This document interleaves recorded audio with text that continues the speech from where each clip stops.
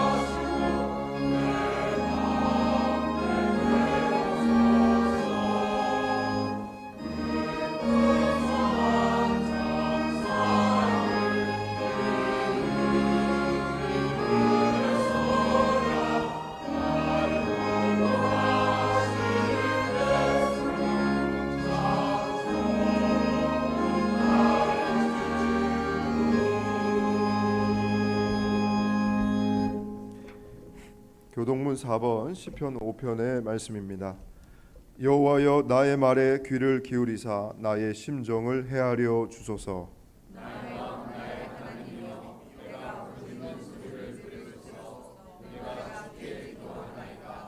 여호와여 아침에 주께서 나의 소리를 들으시리니 아침에 내가 주께 기도하고 바라리이다.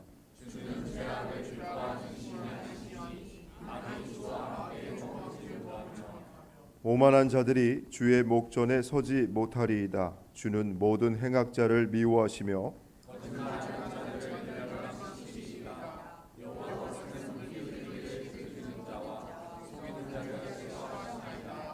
오직 나는 주의 풍성한 사랑을 힘입어 주의 집에 들어가 주를 경외함으로 성전을 향하여 예배하리이다.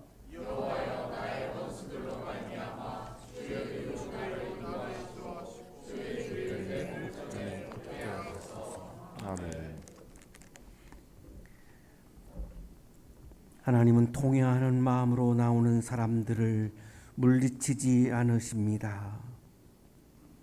이제 우리들의 죄를 뉘우치고 고백합시다.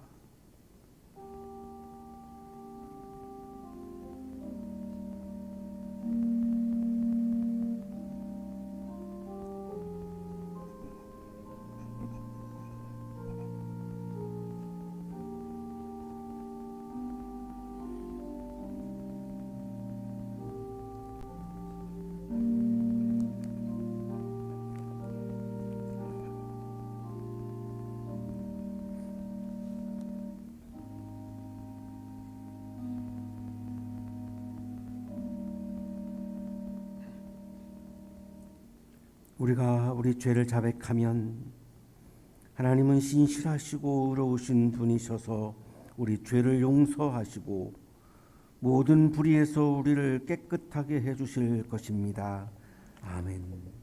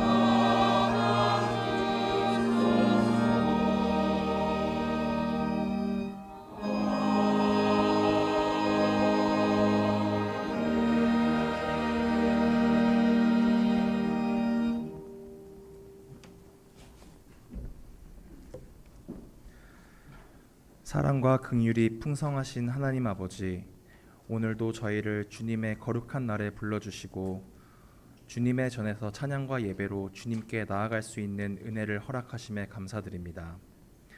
지난 한 주간 저희의 삶을 지켜주시고 모든 어려움 속에서도 사랑의 발걸음으로 인도하시어 오늘 이 자리에 서게 하신 주님의 은혜를 기억하며 감사드립니다. 주님, 이사야 선지자를 통해 겉모습의 경건이 아닌 삶으로 드러나는 참된 예배를 원하신다 하였사오니 저희가 형식적인 신앙에 머물지 않게 하시고 말로는 믿음을 고백하면서도 삶으로는 주님의 뜻을 저버렸던 저희의 모습을 이 시간 고백하며 회개합니다. 금식하며 주님을 찾는다 하면서도 우리의 욕심을 쫓고 약한 자를 외면하고 불의와 다툼 가운데 머물렀던 죄를 용서하여 주옵소서. 주님, 믿음이 행함과 함께 일하고 행함으로 온전하게 된다 하신 말씀처럼 저희의 믿음이 말에 그치지 않고 상처 입은 이웃을 향한 손길로 억눌린 자를 향한 관심으로 세상을 살리는 작은 순종으로 드러나게 하옵소서.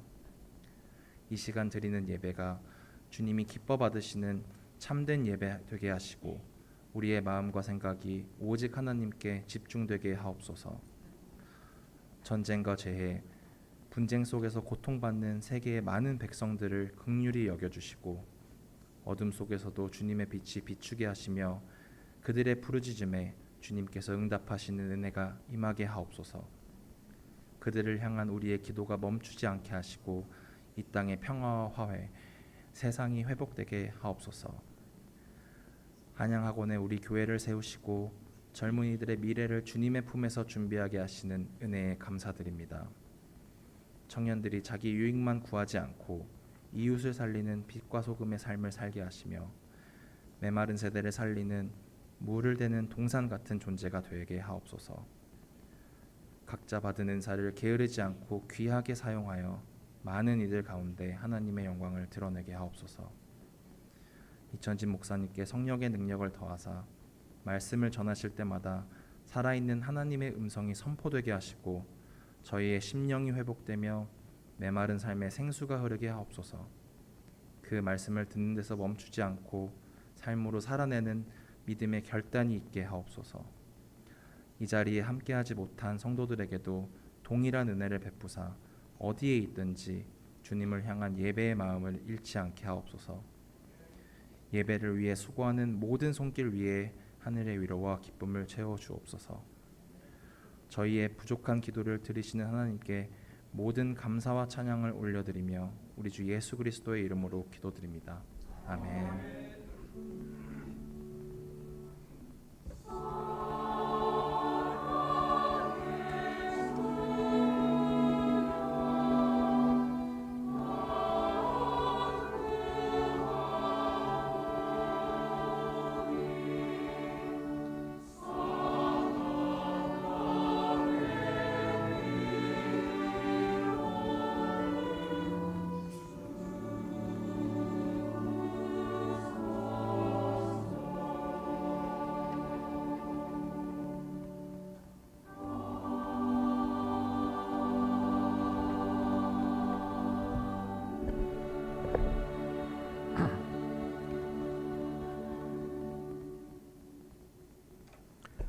이사야 58장 1절에서 12절까지 말씀입니다.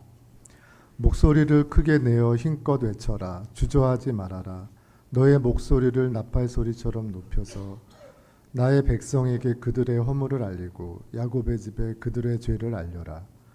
그들이 마치 공의를 행하고 하나님의 규례를 저버리지 않는 민족이나 되듯이 날마다 나를 찾으며 나의 길을 알기를 좋아한다. 그들은 무엇이 공의로운 판단인가를 나에게 묻고 하나님께 가까이 나가기를 즐거워한다고 한다. 주님께서 보시지도 않는데 우리가 무엇 때문에 금식을 합니까? 주님께서 알아주시지도 않는데 우리가 무엇 때문에 고행을 하겠습니까? 너희들이 금식하는 날 너희 자신의 향락만을 찾고 일꾼들에게는 무리하게 일을 시킨다. 너희가 다투고 싸우면서 금식을 하는구나. 이렇게 못된 주먹질이나 하려고 금식을 하느냐? 너희의 목소리를 저 높은 곳에 들리게 할 생각이 있다면 오늘과 같은 이런 금식을 해서는 안 된다. 이것이 어찌 내가 기뻐하는 금식이겠느냐? 이것이 어찌 사람이 통회하며 괴로워하는 날이 되겠느냐? 머리를 갈대처럼 숙이고 굵은 배와 재를 깔고 앉는다고 해서 어찌 이것을 금식이라고 하겠으며 주님께서 너희를 기쁘게 반기실 날이라고 할 수 있겠느냐? 내가 기뻐하는 금식은 부당한 결박을 풀어주는 것, 멍에의 줄을 끌어주는 것, 압제받는 사람을 놓아주는 것, 모든 멍에를 꺾어버리는 것, 바로 이런 것들이 아니냐? 또한 굶주린 사람에게 너의 먹거리를 나누어 주는 것, 떠도는 불쌍한 사람을 집에 맞아들이는 것이 아니겠느냐? 헐벗은 사람을 보았을 때에 그에게 옷을 입혀주는 것, 너의 고륙을 피하여 숨지 않는 것이 아니겠느냐? 그리하면 내 빛이 새벽 햇살처럼 비칠 것이며 내 상처가 빨리 나을 것이다. 내 의를 드러내실 분이 내 앞에 가실 것이며 주님의 영광이 내 뒤에서 호위할 것이다. 그때 내가 주님을 부르면 주님께서 응답하실 것이다. 내가 부르짖을 때에 주님께서 내가 여기에 있다 하고 대답하실 것이다. 내가 너의 나라에서 무거운 멍에와 온갖 폭력과 폭언을 없애버린다면, 내가 너의 정성을 굶주린 사람에게 쏟으며 불쌍한 자의 소원을 충족시켜주면 너의 빛이 어둠 가운데서 나타나며 캄캄한 밤이 오히려 대낮같이 될 것이다. 주님께서 너를 늘 인도하시고 메마른 곳에서도 너의 영혼을 충족시켜 주시며 너의 뼈마디에 원기를 주실 것이다. 너는 마치 물된 동산처럼 되고 물이 끊어지지 않는 샘처럼 될 것이다. 너의 백성이 해묵은 폐허에서 성읍을 재건하며 대대로 버려두었던 기초를 다시 쌓을 것이다. 사람들은 너를 두고 갈라진 벽을 고친 왕, 길거리를 고쳐 사람이 살 수 있도록 한 왕이라고 부를 것이다. 구약의 말씀입니다.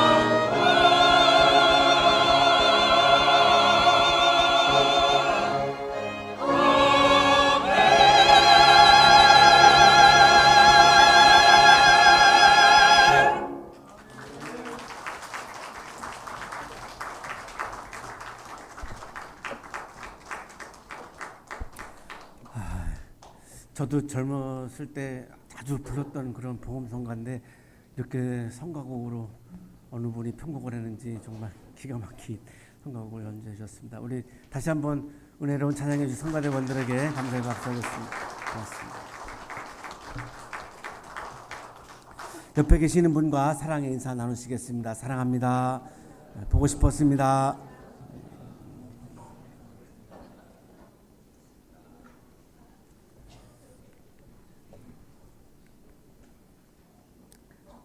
체코 프라하 출신의 작가 카프카의 성에서 주인공 케인은 성 안으로 들어가려고 시도합니다. 이 카프카가 말하는 성은 인간이 도달하고 싶어하는 그런 궁극적인 자리, 또 우리가 인정받는 그런 공간을 상징을 합니다. 결국 케인은 성 안으로 들어가지 못합니다. 들어갈 것 같은데 보일 것 같은데 또 보이지 않고 들어갈 수 있을 것 같은데 결국은 들어가지 못합니다. 그 부분을 카프카는 이렇게 묘사합니다. 케이가 도착한 것은 늦은 저녁 때였다. 마을은 깊은 눈 속에 묻혀 있었다. 볼 것 같지만 보이지 않고 들어갈 수 있을 것 같지만 들어가지 못함을 이렇게 묘사를 하고 있습니다. 성에 있는 사람들은 케이를 환대하지 않습니다. 오늘을 살고 있는 우리들의 모습과 맞닿아 있는 부분이기도 합니다. 케이는 내가 성 안으로 들어가고 싶고 내가 성 안으로 들어갈 수 있도록 먼저 성에서 살고 있던 사람들에게 도움을 요청합니다. 내가 들어갈 수 있도록 도와주십시오. 그러나 성 안에 있는 사람들은 응답하지 않습니다. K의 요청에 대해서 아주 무관심합니다. 환대하지 않습니다.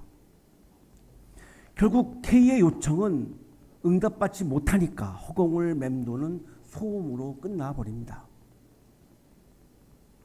성은 점점 더 멀어지고 성 안의 사람들은 이렇게 말합니다. 당신은 성에서 온 사람도 아니고 마을 사람도 아니지요. 그러니 아무것도 아닌 사람입니다. 당신은 우리와 아무런 관계가 없는 사람입니다. 왜 우리에게 요청을 합니까? 우리는 응답하지 않습니다. 우리는 당신을 환대하지 않습니다. 이유는 아무런 관계가 없지 않습니까? 당신과 우리가 무슨 상관이 있단 말입니까? 우리도 신앙인으로서 하나님께 도달하고 싶어 합니다. 우리 모두는 하나님과 닿고 싶어 하죠. 하나님께 기도하죠. 하나님께 닿고 싶어서, 하나님의 응답을 받고 싶어서 하나님께 요청합니다. 그러나 우리들의 요청이 하나님께 닿지 못하고 허공을 맴도는 소음일 것 같은 생각이 들 때가 많습니다. 하나님과 닿지 못하고 하나님의 응답을 받지 못하면서 우리들의 신앙은 자꾸만 추락을 합니다. 회의가 오기도 하죠. 오늘 본문 이사야 58장에 등장하는 백성들도 역시 우리와 똑같이 영적인 고립감을 겪고 있는 사람들입니다. 주님께서 보시지도 않는데 우리가 무엇 때문에 금식을 합니까?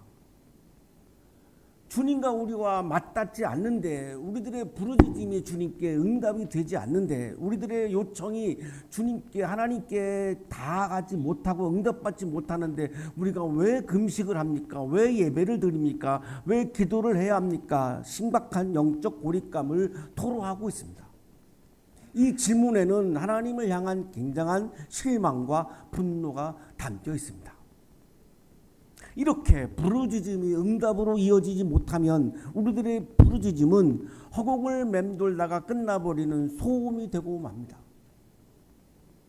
우리들의 부르짖음이 응답으로 이어지지 못하면 우리들의 부르짖음은 살아있는 관계의 언어가 아니라 그냥 소음이 되고 맙니다. 시끄러운 소음입니다. 관계가 사라지면 하나님과 대화하지 못합니다. 대화가 사라지면 신앙은 관계가 아니라 형식으로 머뭅니다. 형식적인 신앙, 형식적인 예배, 형식적인 기도, 그거로는 하나님께 닿을 수가 없습니다. 오늘 우리가 드리는 예배가 형식으로 끝날 수도 있고 하나님께 닿는 예배가 될 수도 있습니다. 우리들의 질문은 어떻게 하면, 어떻게 예배드리면, 어떻게 기도하면, 어떻게 금식을 하면 하나님께 닿는 것입니까? 이것이 우리들의 신앙인으로서의 질문이기도 합니다. 오늘의 질문은 이렇습니다. 우리는 하나님을 향해 부르짖고 있습니까? 아니면 자기 자신에게 신앙의 언어를 반복하고 있는 것입니까? 진심으로 내가 하나님을 향해서 기도하고 하나님께 예배드리고 하나님을 향해서 부르짖고 있는 것인지, 아니면 나의 그냥 필요에 의해서 아주 이기적인 마음으로 나 자신을 향해서 신앙에 배워온 훈련받은 신앙의 언어를 계속해서 반복해서 나 자신에게 말하고 있는 것인가? 우리들의 부르짖음 앞에서 하나님께서는 침묵하시는 겁니까? 아니면 하나님께서 응답을 하시는데 우리가 듣지를 못하는 것입니까?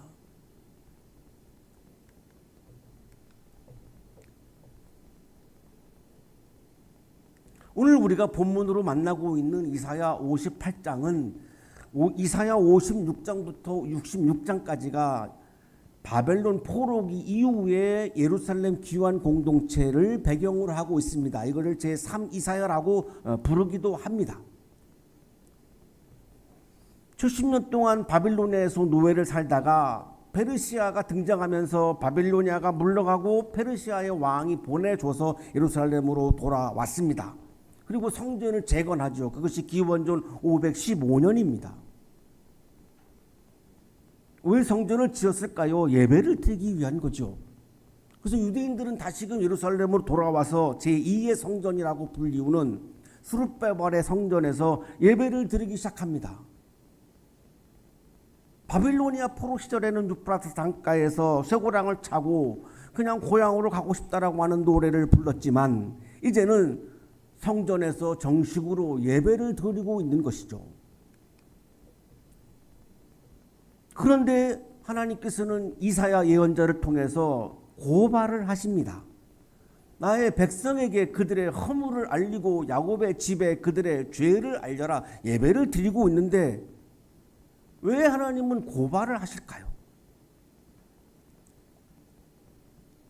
이게 오늘 살고 있는 우리 한국의 그리스도인들에게도 해당하는 장면이죠. 우리가 예배를 드리고 있지 않습니까? 헌금을 드리고 있지 않습니까? 기도를 드리고 있지 않습니까? 그런데 왜 한국 교회는 왜 무너지고 있는 것입니까?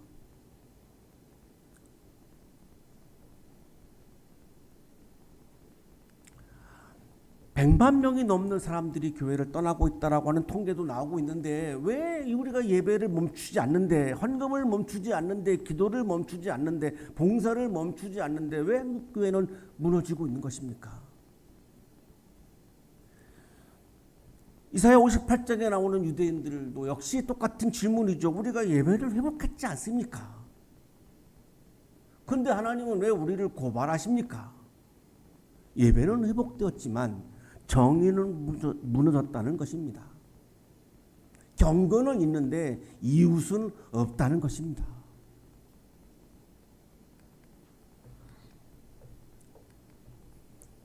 그들이 마치 공의를 행하고 하나님의 규례를 저버리지 않는 민족이나 되듯이, 그들이 마치 공의를 행하고 하나님의 규례를 저버리지 않은 민족이나 되듯이 예배를 드리는 것으로, 기도를 하는 것으로, 헌금을 드리는 것으로, 봉사를 하는 것으로 마치 정의를 행하고 있는 것처럼, 하나님의 말씀을 지키고 있는 것처럼 하고 있지 않는가?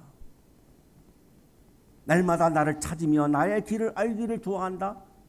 나라시, 나를 찾다라고 하는 것은 예배를 상징하는 관용어입니다.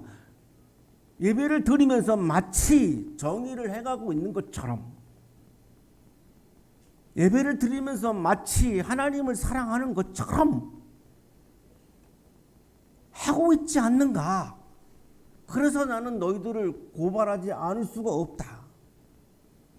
열심히 너희들이 하고 있는 예배, 금식, 기도, 이거는 나를 위한 종교 행위가 아니라 너 자신들을 위한 종교 행위가 아니냐. 나를 위한 종교 행위가 아니고 너희들 자신들을 위한 종교 행위가 아니냐. 그렇다면 그 종교 행위는 나하고 관계가 없지 않는가? 나하고 무슨 관계가 있다는 것인가? 여기서 부르짖음은 응답으로 이어지지 못한다는 것을 이사야 예언자는 말하고 있는 겁니다. 하나님과 관계가 없는 예배 행위인데, 하나님과 관계가 없는 기도인데, 하나님과 관계가 없는 부르짖음인데 그것이 하나님께 닿을 리가 없습니다. 하나님과 무관한데, 오로지 이기적으로 나 자신만을 위한 부르짖음인데 그것이 허공을 맴돌다가 끝날 뿐이지 하나님께 닿을 수가 없으니까 하나님의 응답도 경험을 할 수가 없는 것이죠. 이때 유대인들은 이렇게 한탄하죠. 주님께서 보시지도 않는데 우리가 무엇 때문에 금식을 합니까? 주님께서 알아주지도 않는데 우리가 무엇 때문에 고행을 하겠습니까? 영적 고립감을 토로합니다. 유대인들은 1년에 가장 큰 절기 4차례 정도는 반드시 금식을 합니다. 이게 예루살렘 멸망과 관련이 있습니다. 예루살렘이 함락된 날, 예루살렘이 포위된 날, 예루살렘이 완전히 그냥 이렇게 없어져 버린 날, 뭐 등등등등 예루살렘 멸망과 관련된 날짜들을 가지고 기념하기 위해서, 기억하기 위해서 금식을 합니다. 이 금식은 본래 자신을 비우고 자기를 낮추는 행위죠. 근데 너희들은 금식을 하지만 너희들을 낮추고 있지 않지 않는가? 너희들이 하나님이 되고 있지 않는가? 그런데 나하고 무슨 관계가 있다는 것인가? 그 근거가 있다. 너희가 다투고 싸우면서 금식을 하는구나. 자신을 낮추는 것이 금식인데 금식을 하면서 이웃과 싸우고 다툰다? 그게 어떻게 나를 향한 금식이란 말인가? 이렇게 못된 주먹질이나 하려고 금식을 하느냐? 이웃에게 상처를 주고 이웃에게 폭력을 가하고 이웃에게 해를 끼치면서 금식을 한다? 그 금식이 나를 향한 금식이라고? 너희의 목소리를 저 높은 곳에 들리게 할 생각이 있다면, 너희의 부르짖음이 나에게 닿고 싶어 한다면, 너희의 부르짖음이 나의 응답으로 이어지고 싶다면 이런 금식을 해서는 안 된다.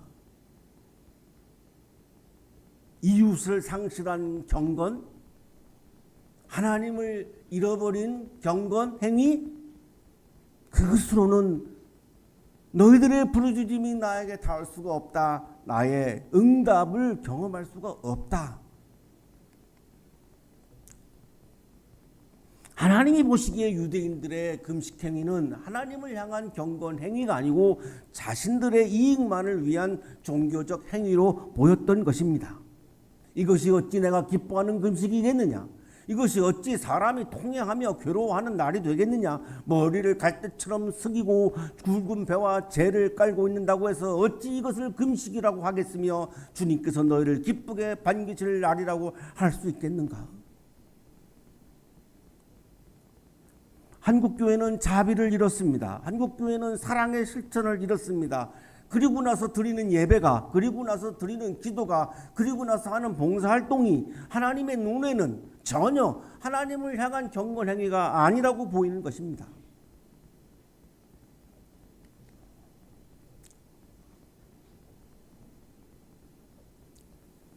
하나님께서는 유대인들을 향해서 하나님을 향한 신앙을 회복하려면 너희들이 이 성전을 짓고 예배를 드리기 시작했고 예배를 회복했는데 그 예배가 하나님과 닿는, 하나님의 응답을 받는 예배가 되려면 너희들의 예배가, 너희들의 기도가, 너희들의 부르짖음이, 너희들의 금식이 이웃을 향한 책임으로 반드시 이어져야 가능하다라고 강조하시는 것입니다.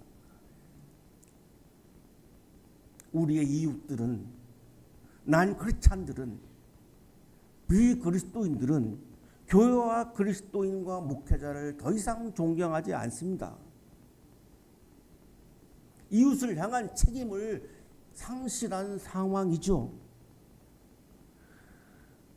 이웃을 상실한 경건, 이웃을 상실한 금식, 이웃을 상실한 예배, 이웃을 상실한 이 교회 건물로는 하나님께 닿는 예배가 될 수 없다는 것입니다. 하나님과 닿지 않는 예배를 수없이 드리는데 한국교회가 어떻게 안 무너질 수 있겠습니까?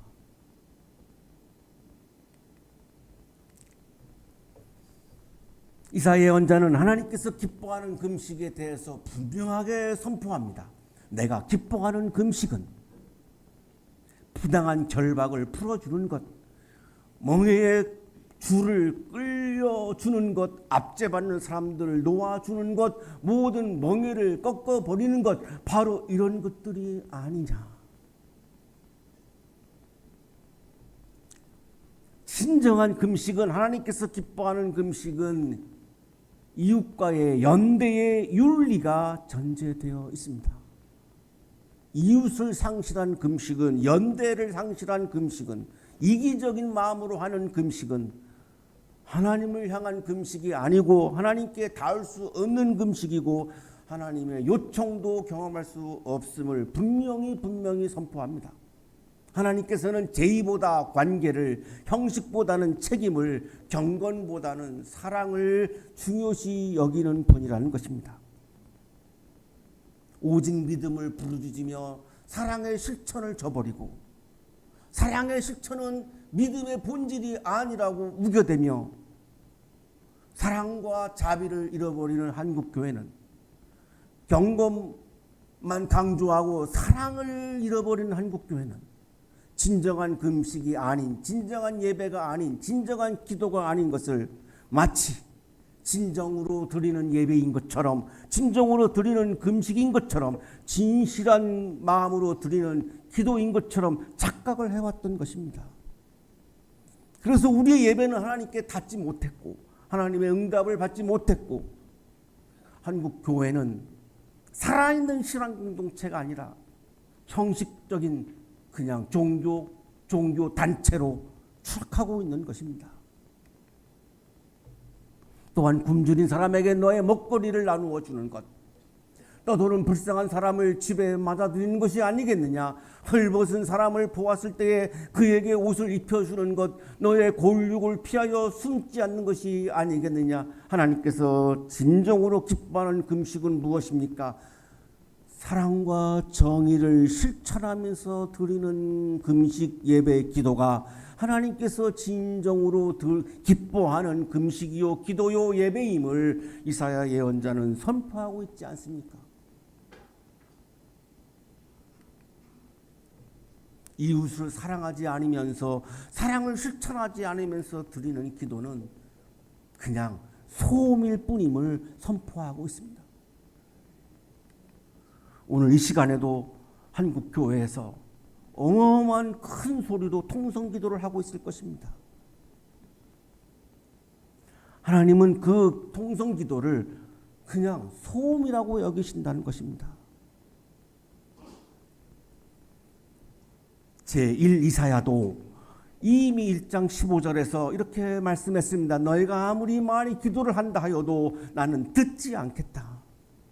너희의 손에는 피가 가득하다. 이웃을 해치면서, 이웃을 사랑하지도 않으면서, 사랑을 실천하지도 않으면서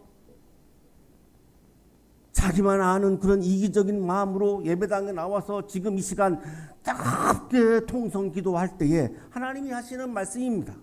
듣지 않겠다고. 그만하라고.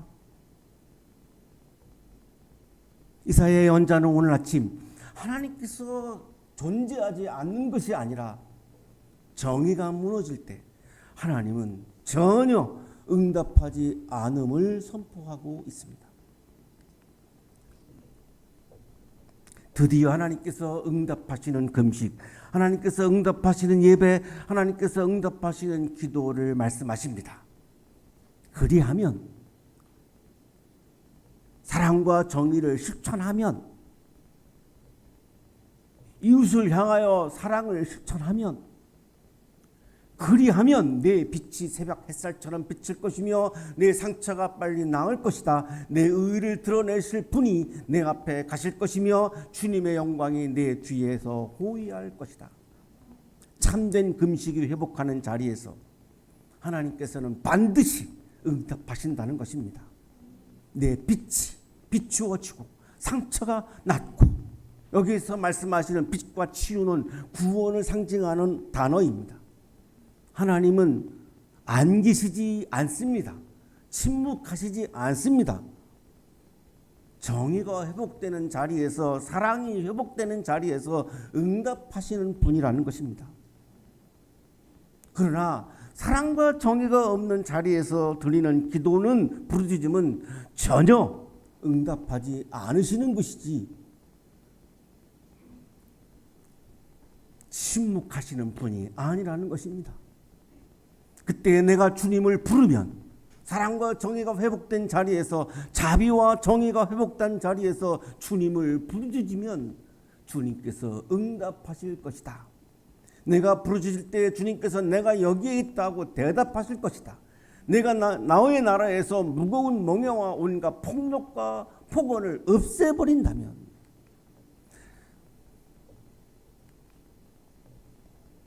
성서에서 말씀하시는 구원은 하나님과의 관계가 다시 열리는 사건입니다.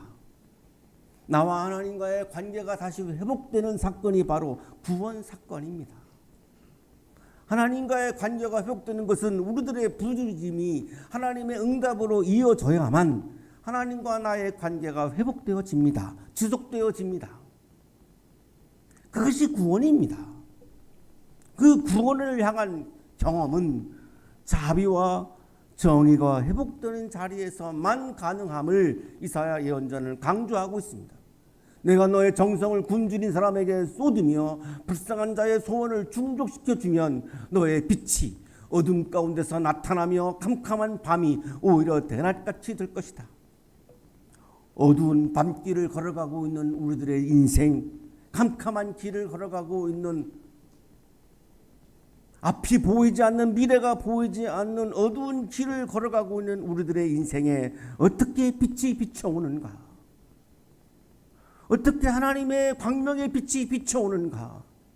그것은 자비와 정의가 회복된 자리에서 우리가 부르짖고 하나님의 응답을 경험할 때에 하나님께서는 어두운 길을 걸어가는 우리들에게 환한 빛을 비추어 주고, 오랫동안 어두운 길을 걸어가면서 상처받을 대로 상처받아서 이제는 거의 견디다 못해 쓰러질 정도로 상태가 되어버린 우리를 다시 치유해 주시고 우리를 회복시켜 주시고 새로운 길로, 빛의 길로 인도해 주신다는 것입니다.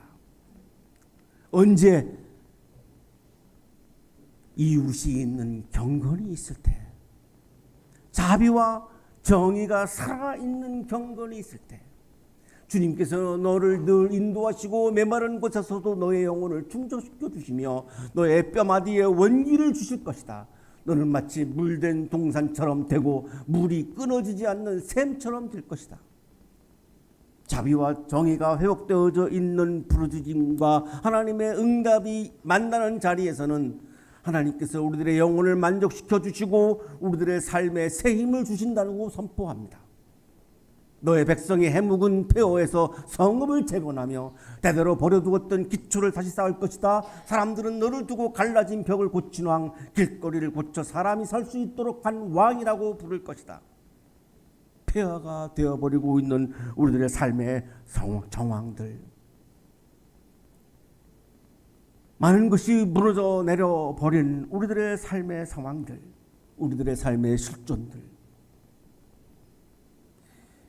이것이 다시 세워지려면, 이것이 다시 회복되어지려면, 이 무너진 공동체가 다시 회복되어지려면 하나님께서는 개인의 건건을 넘어서 공동체의 정의가 살아나서 정의와 자비에 기초한 금식을 할 때에, 정의와 자비가 기초가 되어 있는 예배를 드릴 때에, 정의와 자비가 기초가 되어 있는 부르짖음을 우리가 기도할 때에 무너진 공동체를 하나님은 다시금 세우신다는 것입니다. 브라이언 스티븐스는 미국의 변호사입니다. 억울하게 사형 선고를 받는 흑인들을 위해서 변론을 했던 변호사입니다. 이분이 이렇게 말했습니다. 자비에는 공격성과 폭력, 권력 남용, 대량 투옥으로 이루어지는 정신적, 육체적 상처를 치유하는 힘이 존재한다. 그는 법정에서만 싸우지 않았습니다. 고통받는 사람들의 삶으로 들어갔습니다. 스티븐슨 변호사에게 자비가 기도였고 정의가 금식이었습니다. 자비가 없는 기도, 정의가 없는 금식은 상상도 할 수 없는 것이었습니다. 그에게는 자비가 기도였고 정의가 금식이었습니다. 스티븐슨의 삶은 오늘날에도 정의와 자비가 만나는 자리에서 하나님의 응답이 시작된다라고 하는 진리를 우리들에게 이분은 삶으로 증언해 주고 있습니다. 이것이 바로 오늘 이사야 58장이 우리들에게 선포하고 있는 참된 금식, 참된 부르짖음, 참된 기도, 참된 예배의 모습입니다. 고통받는 사람들의 곁으로 걸어가는 것. 결국에는 들어가지 못하는 곳으로 끝나버릴 허황된 욕망으로 가득 찬 성. 그냥 꿈속에서 꿈으로 끝나버리는 그런 허황된 성을 바라볼 것이 아니라 우리들의 일상 속에서 고통받는 사람들의 손을 잡기 위해서 그들을 향해서 힘차게 묵묵하게 한결같이 걸어가는 것. 그것이 우리들의 부르짖음이 하나님의 응답을 받을 수 있는 전제이고 그리고 기초입니다. 신학자 오이리겐 몰트만은 희망의 신학에서 칼뱅을 인용하며 이렇게 말합니다. 여기서 그가 말하려고 한 것은 그리스도교적 신앙이 세상을 도피하지 않고 미래를 열망한다는 사실이다. 아파하는 세상을, 아파하는 이웃들을, 힘겨워하는 청년들을 우리가 외면하지 않고 구체적으로 그들의 손을 잡기 위해서 그들을 향해서 힘차게 걸어가는 것, 그것이 신앙의 본질임을 몰트만은 강조합니다. 신앙이란 하나님께서 일하시는 세상, 하나님의 미래가 시작되는 자리로 우리의 발걸음을 옮겨가는 결단이 바로 신앙입니다. 하나님을 믿는다는 것은 닿을 수 없는 상을 그냥 허망하게 바라보는 것이 아니라 하나님께서 이미 임재하신 고통의 자리로 걸어가는 것입니다. 하나님은 우리가 더 크게 기도하기를 기다리는 분이 아닙니다. 더 깊이 사랑하기를 기다리는 분입니다. 사랑과 정의를 실천하며 부르짖을 때에 하나님께서는 응답하시고 우리들의 무너진 공동체를 반드시 회복시켜 주실 것입니다. 사랑하는 한양가족 여러분, 여러분들이 부르짖는 신앙 위에 응답하시는 하나님의 은총이 충만하시기를 간절히 축원합니다.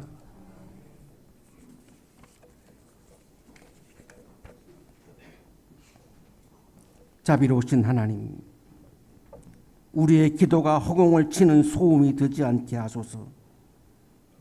금식하면서도 이웃을 외면했던 위선을 용서하시고 정의가 예배가 되고 사랑이 기도가 되는 삶을 살게 하옵소서. 예수 그리스도의 이름으로 기도하옵나이다. 아멘.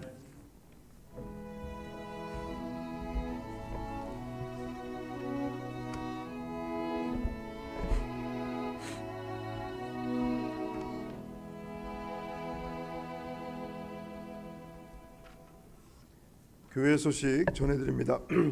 오늘은 주연절 후 5째 주일입니다. 다음 주일은 주연절 후 6째 주일이자 변화 주일입니다. 해당 성서일과 본문은 마태복음 17장 1절에서 9절까지의 말씀입니다. 자, 이 본문을 가지고 담임 목사님께서 산 위의 빛, 산 아래의 길이라는 제목으로 설교해 주실 텐데 주중에 본문 묵상하시고 예배에 참여해 주시기 바랍니다.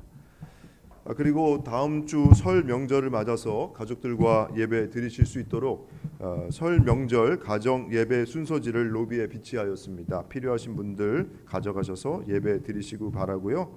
온라인으로 예배드리시는 교우분들 중에서 우편으로 받아보시기 원하시는 분은 사무실로 연락 주시면 저희가 보내드리도록 하겠습니다. 그리고 홈페이지에도 게시되어 있습니다. 설 연휴 중인 다음 주 수요일 2월 18일 수요일은 사순절이 시작되는 성회 수요일입니다. 성회 수요일 예배 오후 7시 다솜 채플 이곳 예배당에서 있습니다. 여러분 기억하시고 함께 자리해 주시기 바라고요. 아울러서 사순절 묵상집을 로비에 비치해 두었으니 한 분씩 가져가셔서 은혜로운 사순절 되시기 바랍니다. 모임 안내입니다. 12시 40분부터 세미나실에서 거룩한 독서 모임이 있습니다. 거룩한 독서 모임 후에 기획위원회의가 있으니 우리 기획위원분들 기억하시고 자리해 주시기 바랍니다. 청년교회 모임은 예배 후 친교실에서 바로 모이도록 하겠습니다. 오늘 예배당에 방문하신 분을 교우 여러분들에게 소개해드리겠습니다. 우리 교회 예전에 출석하셨던 분이신데요. 백제예술대학교 교수를 역임하셨던 이종훈님, 김명방 장로님 네 분 오늘 예배당에 방문하셨습니다. 어디 계실까요? 네, 자리에서 일어나실 때 우리 환영의 마음 담아서 박수해 주시기 바랍니다. 네, 이쪽에 같이 계십니다. 네, 오늘 봉헌 찬양도 준비해 주셨는데 여러분 귀한 은혜 되시기를 바랍니다. 그리고 기타 교회 소식 예배 안내 여러분 가지고 계신 주보를 참조하시면 되겠습니다. 이상 교회 소식 알려드렸습니다.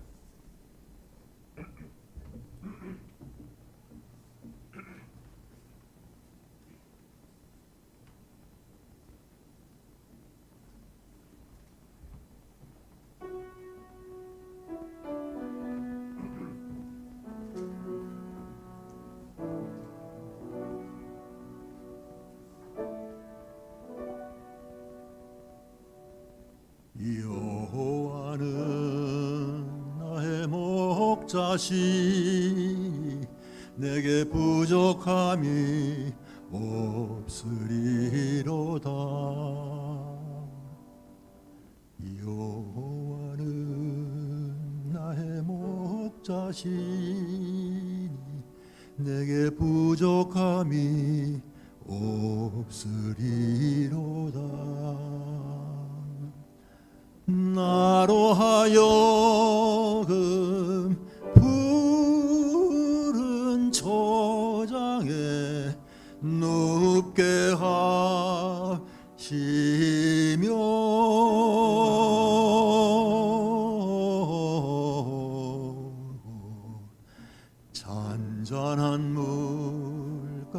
잔잔한 물가로 인도하시도다.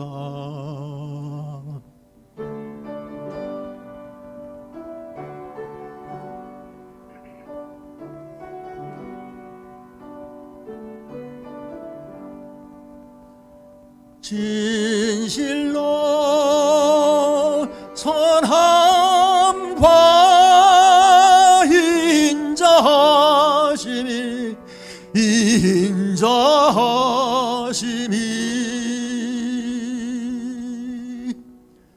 나의 사는 날까지 나를 따르리니 내가 여호와 전에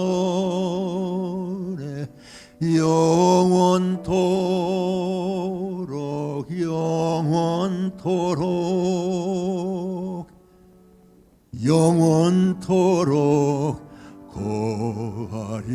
거하리로다.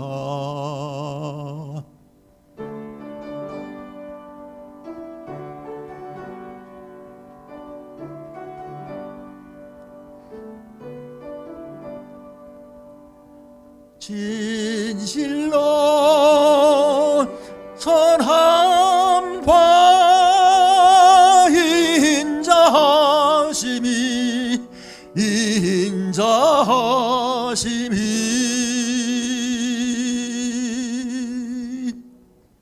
나의 사는 날까지 나를 따르리니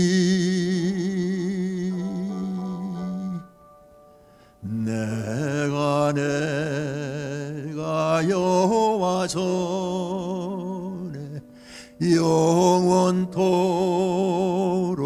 영원토록 영원토록 거하리로다.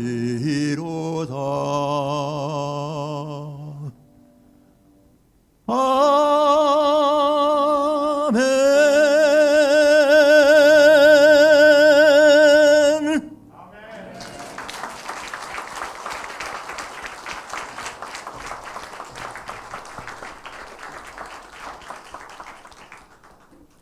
거룩하신 주님, 오늘 아침 우리들의 마음속에 자비와 정의의 마음을 채워주셔서 감사합니다.